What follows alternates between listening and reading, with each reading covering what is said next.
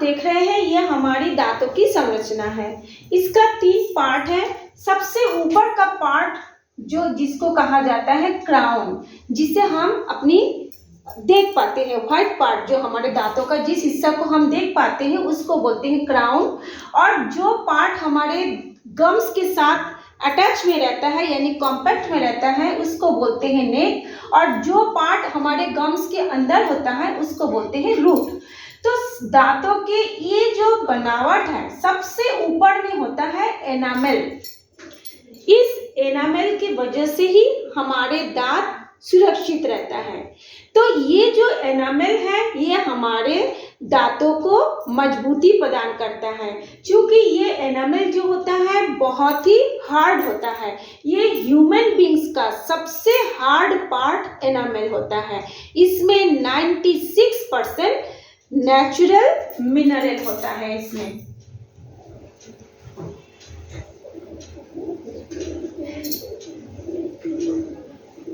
96% इसमें natural mineral होता है।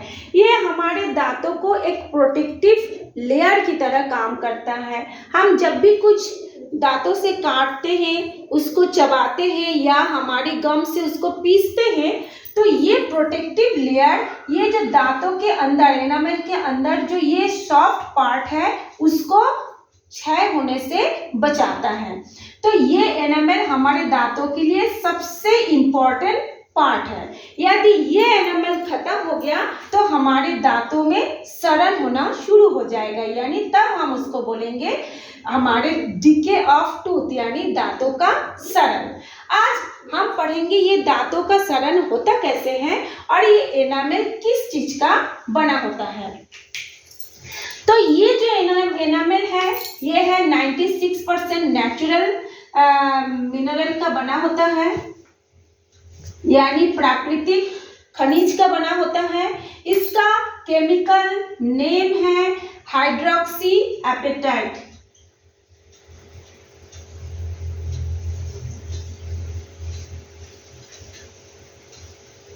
Hydroxy apatite.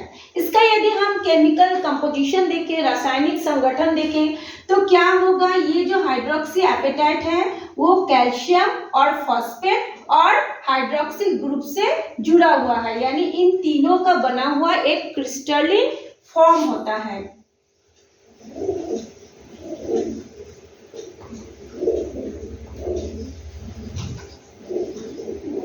क्रिस्टलिन रूप में होता है। तो इसका स्ट्रक्चर कैसे होगा, Ca5PO4 whole thrice OH minus. इस फॉर्म में ये एनामेल होता है, यानी ये OH से हाइड्रोक्सी एपेटाइट, एपेटाइट जो होता है ये कैल्शियम और फॉस्फेट का क्रिस्टलिन फॉर्म होता है। अब ये सवाल है, ये तो एक नेचुरल मिनरल है तो इसका डीके कैसे होता है, किस तरह से इसका सड़न या दांतों का सड़न कैसे शुरू होता है।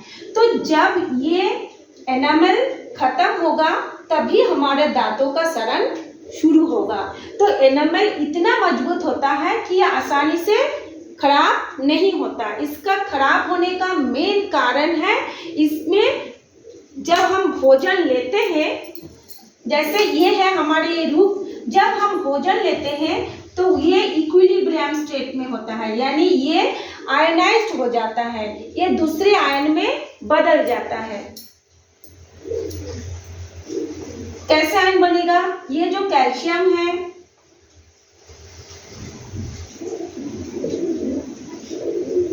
ये 2 इलेक्ट्रॉन को लूज करके 2+ आयन बनाता है और ये जो फॉस्फेट है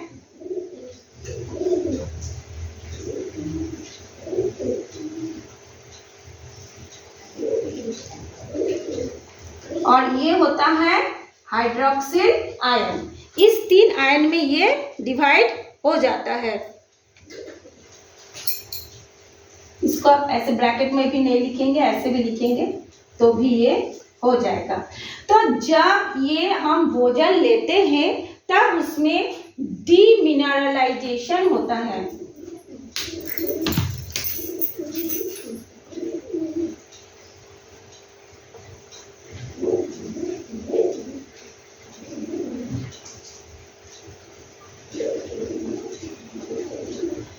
जैसे हम कुछ भोजन मुंह में दांतों में चबाते हैं तो ये जो नेचुरल मिनरल है उसमें डीमिनरलाइजेशन होता है, यानी वो आयनाइज्ड हो जाता है। उसका जो मिनरल का प्रॉपर्टीज है वो प्रॉपर्टीज क्या बन जाता है, आयन फॉर्म में आ जाता है। तो इस तरह से वो आयन बनता है। जब हम खाना खाने के बाद कुल्ला करते हैं या गार्गलिंग करते हैं या हम ब्रश करते हैं तो ये जो आयन फॉर्म है वो फिर से ये वाले फॉर्म में कैल्शियम एपेटाइट के क्रिस्टलाइन फॉर्म में आ जाता है। उसको कहा जाता है रीमिनरलाइजेशन।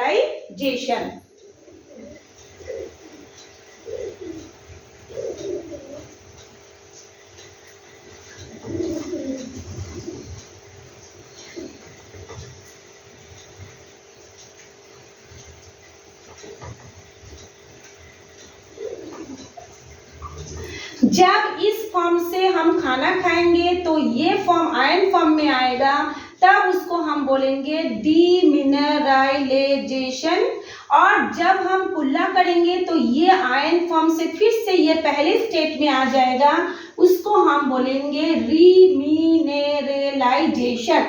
तो ये जो होता है हमेशा ऐसे इक्विलिब्रियम स्टेट में रहता है, यानी इस क्रिस्टल फॉर्म से वो आयन बनता है, फिर आयन से वो क्रिस्टल फॉर्म में आ जाता है।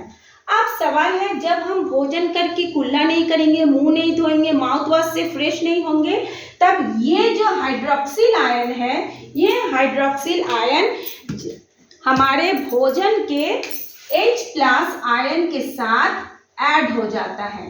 यह हाइड्रोक्सिल आयन है और ये हमारे भोजन के H+ आयन। ये H+ आयन आपको कहाँ से मिलेगा, starch, sucrose, glucose, chocolate, coffee, चाय, आप कुछ भी खाइए, कोई भी खट्टा फ्रूट्स खाइए, कुछ भी खाएंगे, जब भी हम खाना खाएंगे ये आयन फॉर्म आएगा। और ये यदि हम कुल्ला नहीं करेंगे तो ये हाइड्रोक्सिल आयन इस हमारे भोजन के H+ आयन से जुड़ करके H2O बना लेगा। जब वो H2O बना लेगा तब वो उसमें रीमिनरलाइजेशन नहीं होगा, यानी इस फॉर्म से वो दोबारा इस फॉर्म में वापस नहीं आएगा। और जब वो वापस नहीं आएगा तो धीरे धीरे ये हाइड्रोक्सिल आयन H+ आयन से जुड़ करके पानी के रूप में निकलते जाएगा और हमारे ये जो एनामेल है, दांतों के ऊपर का सबसे जो हार्ड पार्ट एनामेल है, जिसके कारण हमारा दांत स्वस्थ और सुंदर चमकदार दिखता है, वो धीरे धीरे ये ऊपरी लेयर जो है खत्म होना शुरू हो जाएगा। तो वो धीरे धीरे होता है, एक दिन में नहीं होता।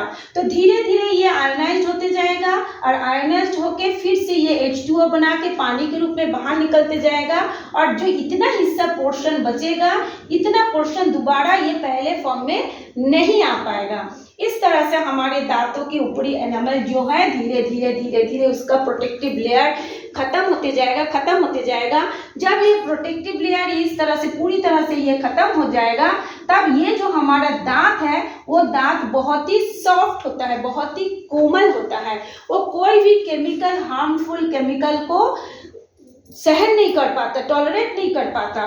तो बहुत आसानी से फिर यहाँ पे क्या होगा, जहाँ पर भी भोजन लगा होगा उस जगह पे ये क्या हो जाएगा, ये छेद होना यानी कैविटी होना शुरू हो जाएगा। जब इसमें कैविटी होगा धीरे धीरे ये कैविटी क्या होगा, बढ़ते जाएगा। क्यों बढ़ते जाएगा, क्योंकि इसमें भोजन फंसते जाएगा, फूड हमारे यहाँ पे ट्रैप हो जाएगा और ट्रैप होते होते फिर पहले ये खत्म होगा, फिर ये खत्म होगा, खत्म होते होते हमारा दांतों के फिर कहाँ तक पहुँच जाएगा, ये नीचे तक पहुँच जाएगा। जैसे ये पार्ट खत्म हो जाएगा, फिर ये जो हमारा पार्ट है जिसको हम बोलते हैं पल्प कैविटी, ये पल्प कैविटी फिर खत्म होगा, ये कैविटी तक पहुंच जाएगा, गड्ढा हो जाएगा। जब पल्प कैविटी खत्म होगा फिर ये रूट तक पहुंचेगा, रूट जो नीचे तक है वो खत्म कर देगा, फिर हमारा ये पूरा दांत ही खराब हो जाएगा। तो हम इससे बचाव कैसे करें, तो जब भी हम कुछ खाएं तो तुरंत हम इसको मुंह को साफ कर ले। कोई भी माउथ वॉश से साफ कर लीजिए, कोई भी फ्लोराइड वाला जो टूथपेस्ट आता है, या अगर उसमें भी नहीं है आप थोड़ा सा हल्दी, थोड़ा सा नमक, थोड़ा सा सरसों तेल मिला के अपने हाथ से भी दांतों का मालिश कर सकते हैं। यानी हमारे दांत तभी सुरक्षित होगा जब हमारे मुंह के अंदर कोई भी स्टार्च, बैक्टीरिया, सुक्रोज, ग्लूकोज या कॉफी या चॉकलेट की कोई भी एक पार्ट या कोई भी एक क्या बोलते हैं छोटे से हिस्सा भी हमारे दांतों में नहीं होगा। तभी हमारे दांतों का एनामल सुरक्षित होगा। और अगर एनामल सुरक्षित होगा, आप कितने ही एज की क्यों ना हो, बचपन से लेकर अपने ओल्ड एज तक कितने ही एज की क्यों ना हो, आपके दांत कभी भी खराब नहीं होंगे, क्योंकि ये जैसे अब आयनित होगा फिर से वो रिक्रिस्टलाइज होकर फिर से वो हाइड्रोक्सी एपेटाइट बनाएगा। तो ये था इसका फंक्शन। आपको यदि पसंद आया हो तो लाइक करिए और शेयर भी कर दीजिए ताकि सबको ये देखने का मौका मिले।